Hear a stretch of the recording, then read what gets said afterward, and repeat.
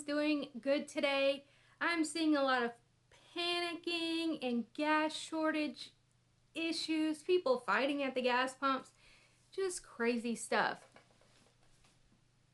Here's the truth. There's no gas shortage. There is no gas shortage. If you're in a gas line right now, please exit the line. Just get out of the line because you're playing into their game. This is going to be kind of hard for you to understand if I do it. I'll try to just do it short, but this is essentially it's a hit on the southern states. DC does not like that all of these southern states are pushing back, taking their states' rights back, especially like DeSantis and Abbott. But you know that he doesn't, but DC sees what's going on. They are seeing that the southern states are starting to take the rights that actually belong to them back in their hands. And so how can they get back power? Let me first by saying this is the same playbook that they have used to overthrow countries in Central and South America. And that's why it's so obvious to some of us, because it's the same playbook. So anyway, they come after the gas, and then they come after the food, and they do all of these artificial shortages to get people to freak out and things like that. But let's just talk about just the pipeline, okay? What year do you think the first gasoline-powered car was made? Well, the first patent was in 1886. And the first, Colonial pipeline was built in 1960-ish. The Plantation pipeline was built in 1940. It runs essentially alongside the Colonial pipeline. Did we have computers back then? No, we didn't. So how did we get gas? They run in manual mode. It's just electricity. Electrical pumps. Yeah, the computers make things nicer for certain aspects to where it's like, oh, we can do this, we can see this from here and there. But for decades, they ran without any computer intervention. Every year, one of the main southern states are hit with a hurricane. Sometimes two, sometimes three. We were hit with, two direct hits where I live in Southwest Louisiana, which is one of the main hubs of the oil and gas industry where I live. Actually, Biden was here just last week. Isn't that interesting? Isn't that interesting? Out of all the states he could have chosen, he chose to come to this small town. I mean, it's not that big in Louisiana. And then all of a sudden we have this. It's odd. It is odd indeed. But let's talk about Colonial and why they would actually even get in on this hackery plan, okay? Back about 8 months ago, Colonial had a massive gas leak that they don't even technically know how much gas was leaked, but it's somewhere around at least 1 million gallons of fuel was released from their pipeline in North Carolina. They are facing tens of millions of dollars in fines, and they've already had to buy 3 or 4 people's homes right out from underneath them because it's too dangerous for the people to live there. I mean, the people didn't even know. It was this whole debacle. Most people don't even know this happened. And this happens in pretty much the same area that they're saying that this hackery happened. It's just all very, very coincidental. You know, because if Colonial Pipeline says, how can I get out of paying all of these federal charges? Well, that's easy. Work with us on this massive domestic terrorism to overthrow and gain power from the southern states, to take back the power. Y'all remember back in 2001 when that 9/11 situation happened and everybody was terrified and everybody's like, take all my rights, the Patriot Act, yes, yes, yes, whatever's going to keep us safe.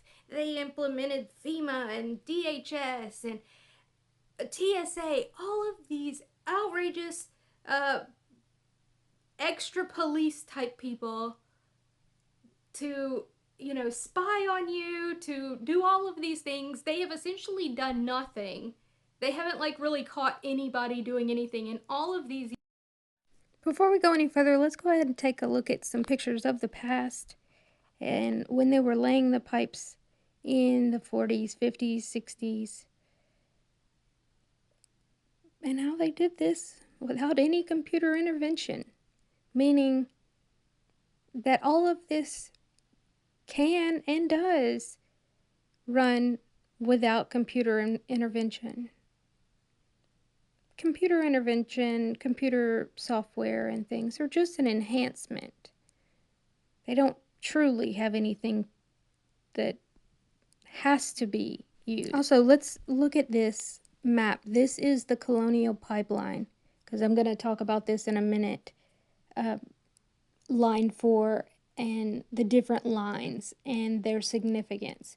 So take a look at, you see where line 4 is? It's from essentially North Carolina to New Jersey, New York area. They say Maryland, but it goes a little bit further than that. This is going to be important when we talk about this in a minute. Due to irrational fear, we gave up practically all of our rights. That's what they're wanting to do right now. They're already saying it. They're saying, these private companies are at real high risk of being hacked and all of these things. So the government should oversee all of this. It'll make you safer. That way something like this never happens ever again. Isn't that convenient? Yeah, the Patriot Act didn't work out too well. And neither is this. They are terrified that the states, especially the southern states, are taking back power. The power that is supposed to be ours, the 9th, the 10th Amendment, to where all powers not delegated are going to be to the lowest level, which is the states and the people. The federal government was never created to be a king or a pharaoh. It was an administrative head to just kind of do federal things. Not federal, deal with other countries. That's what foreign, not federal. But over the years, they have slowly chipped away at our states' rights, especially southern states. I'm not going to get into that's really why the Civil War was fought or anything like that, because that's controversial. But what we're seeing right now is exactly what we saw in the 1860s. They wanted all the power of the ports that are in the South. How convenient.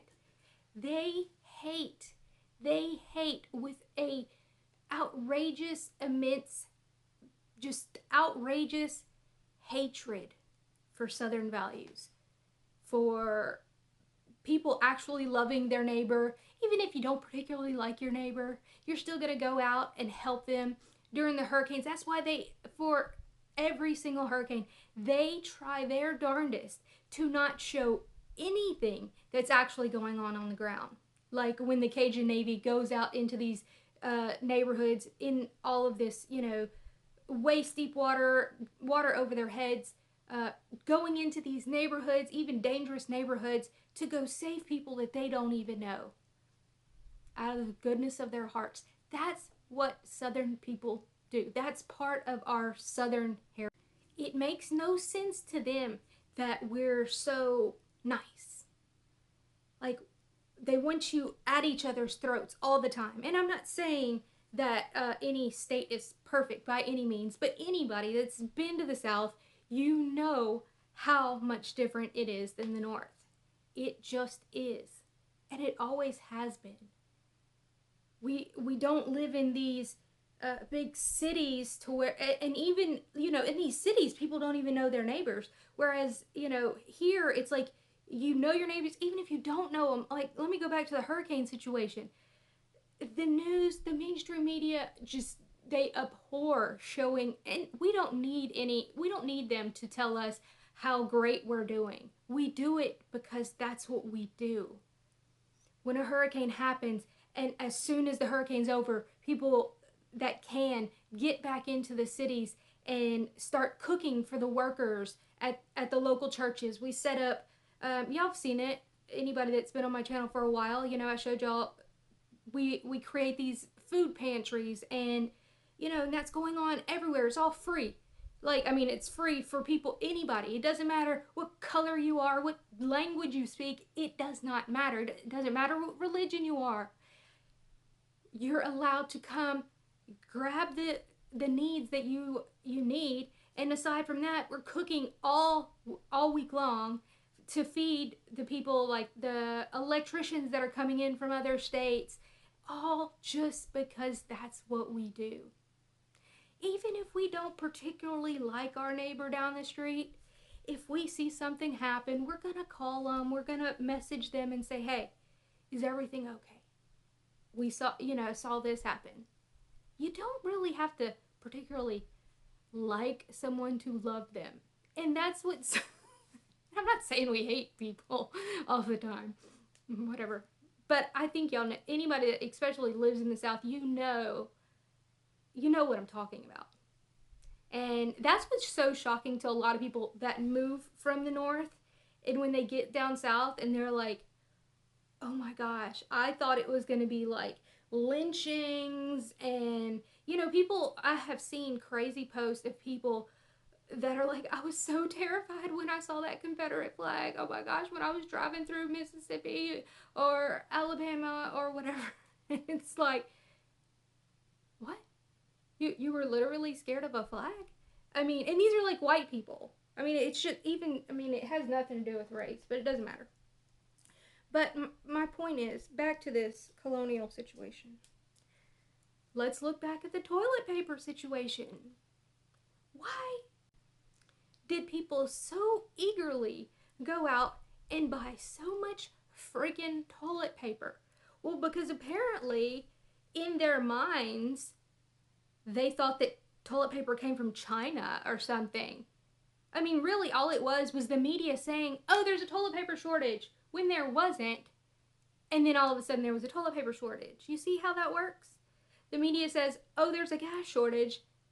There's not really. But 10 hours later, there's a gas shortage. That has nothing to do with the shortage. It has everything to do with the media lying. You think that these pipelines haven't been hacked before? Pretty much every company has been. These things happen all the time. And I heard one report this morning where it was MSNBC or something, and they were saying Colonial Pipeline has never been shut down in its history, blah, blah, blah, blah, this and that. What? During Hurricane Harvey, it was shut down, and the part that's important was shut down. The part where the gas goes in. The gas goes in Texas and Louisiana, and then goes up to the coast. They just make up crap. But let's get back to, this is an absolute direct attack on the South. How do I know that without a doubt? Well, first of all, because all of these pipelines, like I said, can be ran in manual mode. They're just running off electricity. Some things, they even are just ran off of what just pressure just from the actual. I'm not going to go into all of that, but for some reason, through all of this, Colonial decides to ensure that one line is in operation. Which line is that? Line 4. Huh. That's interesting. That's the line that goes from like North Carolina to essentially New York. What? Why would the end of the line? Okay, so let me. So it starts in Texas, Louisiana, goes all the way up the East Coast, all across the South, up the East Coast. Yet they're able to keep the one all the way at the end on. But they want to tell you that like none of the other ones can come on. You see how ridiculous? It's just ridiculous. It's in manual mode. They can all run in manual mode. They are playing games with you. Colonial is playing games to get their whatever EPA, but this is just a direct. Sorry, my phone went off. So it's just a direct attack on the southern states because they don't like that the southern states are pushing back. Yeah, there's a couple other states that are pushing back, but for the majority, it's these southern states, the southern governors, and oddly enough, that North Carolina governor is a Democrat.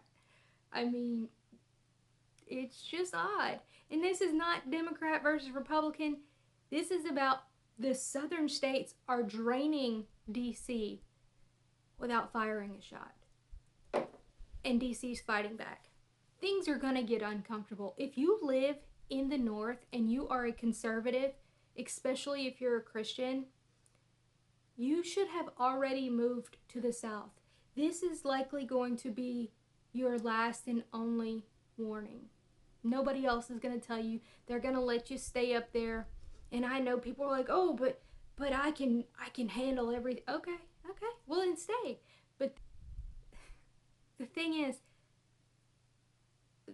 the Moses characters, the people that are actually going to tell you the truth and tell you, hey, this is your warning. You need to get out, are going to be shut down. We're already suppressed. I'm not comparing myself to Moses. I'm saying anybody that's actually going to tell you the truth and tell you what's going on and how bad it's truly going to get, they're going to make people choose sides. You're either going to choose DC or you're going to choose your freedom and your states' rights and backing all of this. And the only people that are going to be behind that are these southern states. And they're not perfect. They are going to find any hole that they can. And we can see that right now with the cruise line industry in Florida. I know this seems off topic, but it's really not. You see, DeSantis is doing amazing work to get the cruise lines back online, to get them back in the water and cruising. And most of the cruise lines are absolutely ecstatic about this. DeSantis is saying, no, you're not going to have to make people have a vaccine to get on a cruise and all of these things. And so the cruise lines are excited. They're going to be able to start running again. And then we have Norwegian. You see, Norwegian picked their side. They're saying, oh, this is dangerous. We're going to leave Florida. You're making this dangerous. What? I mean, what? Where are you going to go? There's no, all the majority of cruise ports are in Florida. The Caribbean is right there. When you take a cruise out of Texas, you're really just going to the Yucatan, and that takes almost the whole time just to get there. It's just totally different. It's a baseless threat. But that is Norwegian saying that they are aligning with the federal government, with DC and their cronies. And so that's what they're doing. They're trying to find, just like with this Colonial situation. Colonial, they were able to push their button and say, hey, you know what? I can't say for a fact that that's what they did. But it is just very interesting. And this is the exact playbook that they use like I said, in Central and South American countries when they overthrow their countries. It's just a fact. Um, I'll put my Venezuela playlist because I know people are, oh, the Venezuela, what does that have to do with us? The playbook has to do that focus on what they actually did and what they're still doing in Venezuela. Um, and you will see how similar it is and what they're doing. Okay? I'll put that in the pinned comments or in the description box. But anyway, I hope y'all all have a wonderful day. If you would like to help support my channel that's completely demonetized because YouTube doesn't like truth, please do. The links will be, again, in the description and pinned comments. Anyway, y'all have a wonderful day. Bye, guys.